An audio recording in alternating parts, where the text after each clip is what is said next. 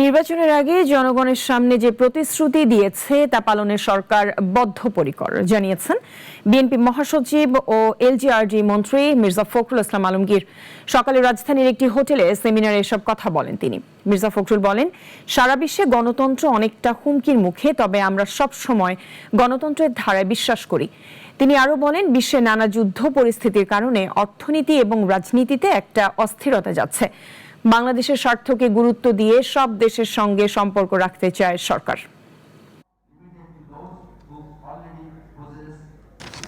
We are committed to build a rainbow nation.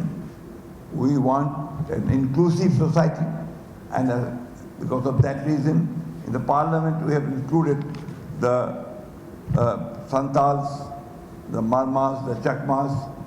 They have been nominated by our party.